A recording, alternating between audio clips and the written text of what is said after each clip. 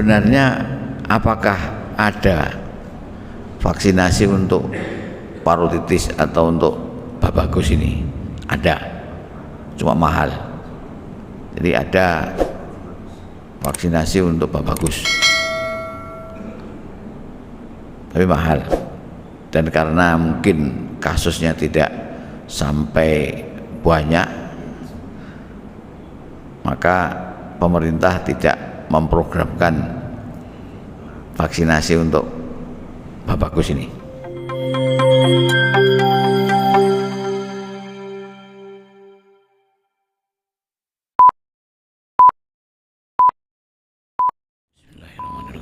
Assalamualaikum warahmatullahi wabarakatuh. Alhamdulillahirabbil alamin.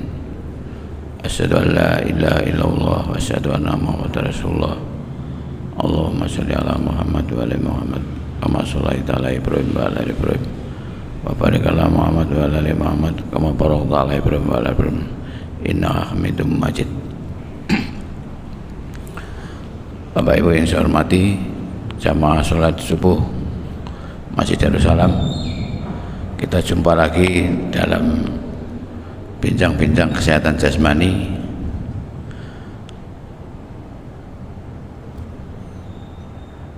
Untuk pagi ini kita akan membahas terkait dengan cuaca, penyakit yang terkait dengan cuaca panas. Jadi saat ini panas cuacanya beberapa minggu terakhir ini. Mungkin sebentar lagi moga-moga segera turun hujan, karena sekarang sudah bulan September akhir. Biasanya secara normal di negeri kita ini hujan mulai turun bulan Oktober, walaupun mungkin di beberapa di luar Jawa sudah banyak yang turun hujan, tapi biasanya di Sumeneb ini agak belakangan, musim hujannya agak datang belakangan. Nah, terkait dengan cuaca panas ini yang sering kita dengar, yang kita sekarang para jemaah banyak yang kena batuk pilek. Batuk pilek sudah kita bahas, banyak yang batuk pilek ya karena mungkin pengelolaan cuaca panas yang berbeda-beda, sehingga menimbulkan efek yang berbeda juga. Namun demikian untuk anak-anak kita, barangkali anak-anak kita yang muncul beberapa hal, biasanya ada diantaranya penyakit yang memang virus, ya, termasuk batuk pilek juga penyakit virus. Jadi penyakit virus ini kalau cuaca dalam menguntungkan, maka dia akan muncul kembali. Jadi memang secara total virus belum bisa diberantas dengan tool, ya, belum full diberantas, tapi pasti ada saja yang muncul terkait dengan beberapa jenis virus. Jadi salah satu penyakit virus itu, kalau virus A misalkan itu diberantas dengan melakukan vaksinasi, maka ada saja nanti virus A berubah jadi A aksen, A1, A2 dan sebagainya, sehingga untuk memberantas virus ini masih sering hari banyak kendala. Satu contoh, misalkan kalau kita mau berangkat ke tanah suci, baik itu umroh maupun haji, dianjurkan untuk vaksinasi influenza di samping meningitis. Nah, influenza ini tidak semua jenis virus influenza bisa dilakukan vaksinasi, karena selalu ada yang baru, sehingga walaupun sudah divaksinasi masih kena batuk pilek, tapi biasanya tidak lebih parah kenanya gitu cuma. Nah, sekarang yang terkait dengan kondisi kita di sini yang kami deteksi, diantaranya ada muncul kasus babagus untuk anak-anak, ya. Seringkali anak-anak itu sangat babagus. Babagus itu istilahnya bukan kalau orang kena itu tambah bagus, ya. tapi itu adalah infeksi dari kelenjar ludah yang ada di dekat daun telinga kita kanan kiri. Jadi babakos itu adalah infeksi kelenjar ludah yang disebut kelenjar parotis. Oleh karena itu penyakit itu disebut, dalam bahasa Latinnya disebut parotitis, artinya infeksi kelenjar parotis, atau dalam bahasa Inggrisnya MUMPS ya, mumps. Itu adalah infeksi kelenjar ludah.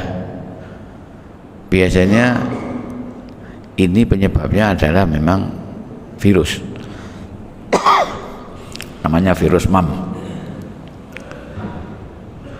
Jadi karena virus ini sering menyerang pada anak-anak, tetapi sampai dengan usia remaja pun atau dewasa muda juga bisa. Misalkan seusia 20-an itu masih bisa. Dan penyakit ini biasanya diderita sekali seumur hidup. Artinya kalau seseorang sudah pernah kena babakos, kena parotitis ini, dia sekali saja di dalam tubuhnya nanti sudah muncul kekebalan sel tersendiri karena dia pernah terinfeksi. Namun demikian, ini juga perlu kita perhatikan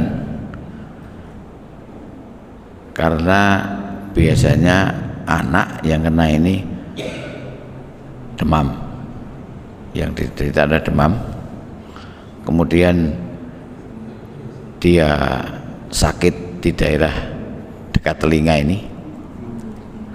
Yang lebih tidak enak biasanya sakit ketika membuka mulut, karena memang dia ada di daerah telinga kanan ini. Namun demikian, yang terkena biasanya sebelah, jarang yang dua-duanya, tapi ada juga yang kanan kiri kena. Nah, kalau pas terkena ini maka anak akan mengalami kesulitan makan, karena kalau membuka mulut itunya sakit. Nah, disinilah menjadi masalah, karena penyakit virus itu sebenarnya penyakit yang bisa sembuh dengan sendirinya jika daya tahan tubuhnya itu bagus. Nah, untuk mencapai daya tahan tubuh ini tentu saja perlu makan yang cukup dengan gizi yang cukup. Nah, ketika dia sakit, dia malas membuka mulut karena sakit, sehingga dia akan juga malas makan. Oleh karena itu ini menjadi masalah tersendiri. Ya, satu-satunya ya harus dipaksa, tetapi kalau dipaksa untuk anak agak susah. Nah, biasanya pada waktu awal dia terkena itu anak untuk tetap melatih mengunyah. Dengan apa? Dengan sesuatu kesenangannya anak. Misalkan anak itu senang makan itu jajanan yang mereknya apa, Yumi apa itu, yang diantaranya isinya adalah permen karet.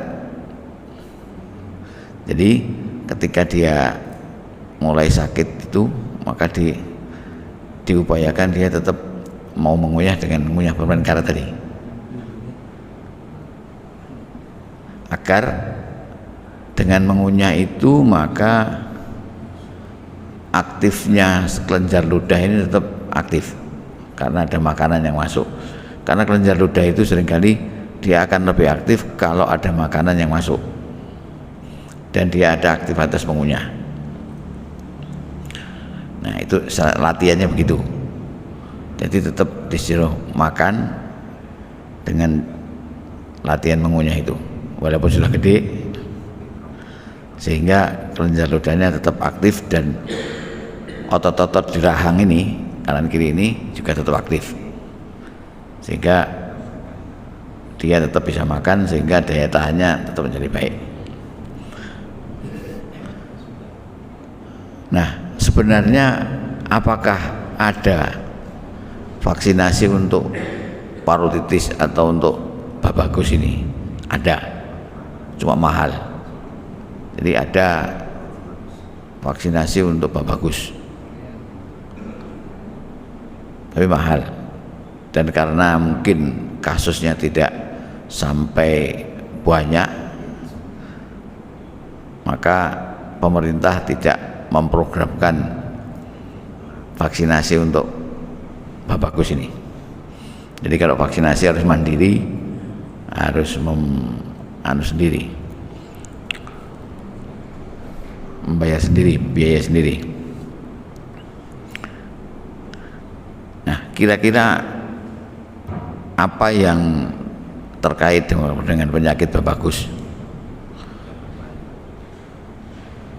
Biasanya kalau ada anak kita yang kena babagus, maka ada beberapa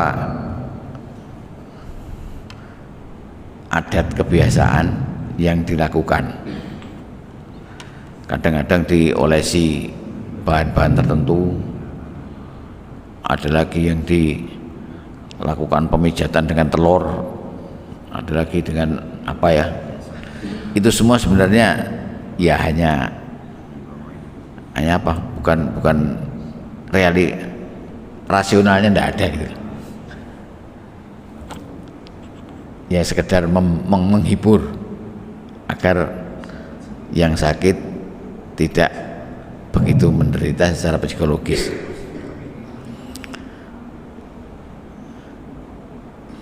Ada hal-hal yang perlu kita perhatikan kalau anak lagi kena babagus. Biasanya di samping panas, penyakit babagus juga bisa menimbulkan komplikasi, penyulit ya. Artinya infeksinya tidak hanya mengenai kelenjar ludah yang ada di daerah telinga kita, tapi juga bisa merembet ke tempat lain. Di antaranya yang kita waspadai kalau ada anak babagus, apakah dia mengeluh sakit perut yang sakitnya sangat ya. Kalau sakit sangat sekali, itu kita perlu waspadai, kemungkinan ada penyebaran infeksi ke daerah kelenjar pankreas atau kelenjar pencernaan yang di dalam perut. Itu biasanya sakitnya bukan main, sakit perut kali. Kalau kena ini akan lebih agak sulitnya, agak serius biasanya, karena dia harus benar-benar dirawat di rumah sakit karena bagus mengalami penyulit penyebaran ke kelenjar pankreas. Ini jarang kasusnya, tapi kalau misalkan ada, itu kita perlu perhatikan karena harus dirawat di rumah sakit. Itu penyulit yang pertama. Kemudian penyulit yang kedua yang juga kita perlu perhatikan, yaitu kalau anak laki-laki yang menderita itu, maka dia kadang bisa menyebar ke kelenjar testis atau telur-teloran. Jadi infeksinya bisa ke telur-teloran. Ya rasanya telurnya sakit, panas, untuk bergerak aja sakit biasanya. Kalau yang ini mungkin jarang sampai ke rumah sakit, tetapi efek selanjutnya yang menjadi tidak enak. Kalau infeksinya mengenai telur-teluran tadi, itu efek yang tidak diinginkan adalah suatu saat bisa menimbulkan kemandulan. Jadi anak tersebut pada suatu saat nanti bisa menjadi mandul karena pernah terinfeksi oleh virus MAM ini, virus apa namanya, babagus ini. Oleh karena itu, kalau ada anak kita yang kena babagus, ya yang nomor satu perlu dia harus istirahat, karena hampir semua penyakit virus itu akan didahului dengan penurunan imunitas, penurunan sistem kekebalan tubuh. Salah satu tandanya dia biasanya karena mengeluh kecapean. Jadi salah satu tanda kekebalan tubuh kita turun itu karena kecapean. Maka anak harus diistirahatkan secara penuh. Nomor dua, dia harus makan yang cukup tadi, makan cukup, gizinya cukup, agar daya tahannya menjadi pulih kembali.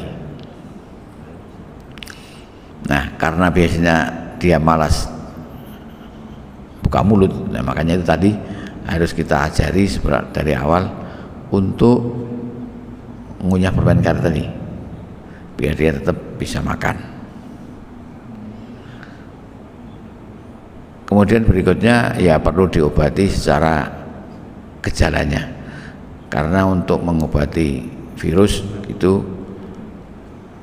ada memang obat antivirus, tetapi ya plus minus masih. Hampir semua obat antivirus itu apakah bisa membunuh virus secara keseluruhan apa enggak, atau hanya melemahkan, itu masih banyak pro dan kontra. Oleh karena itu, kalau kena penyakit virus, satu-satunya cara harus istirahat dan memperbaiki sistem imunitas. Ya sama dengan orang batuk pilek. Batuk pilek itu rata-rata juga 99% itu karena virus.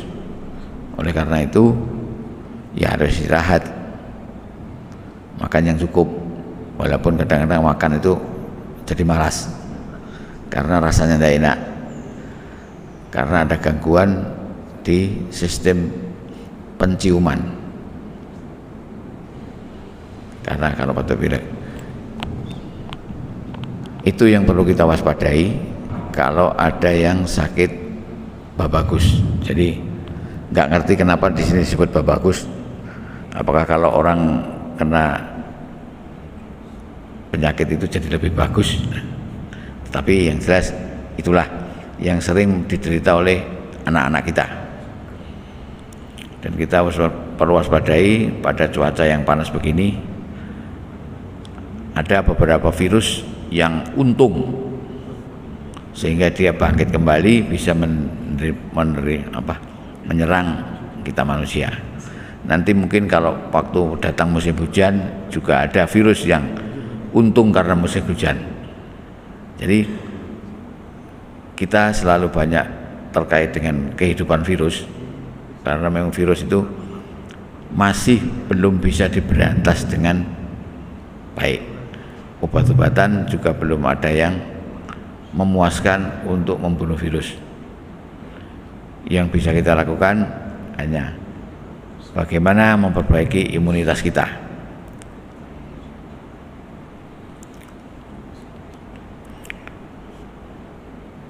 Itu mungkin yang terkait dengan penyakit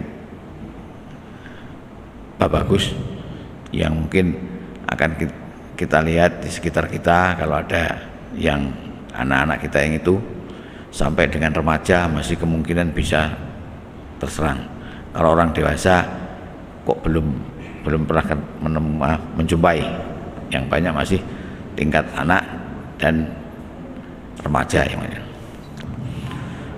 Demikian mungkin pada pagi hari ini tentang penyakit bagus yang mungkin karena musim panas ini bisa kita ada antara kita, tetangga kita mungkin ada yang ini perlu kita lakukan penjelasan-penjelasan agar tidak menjadi lebih parah.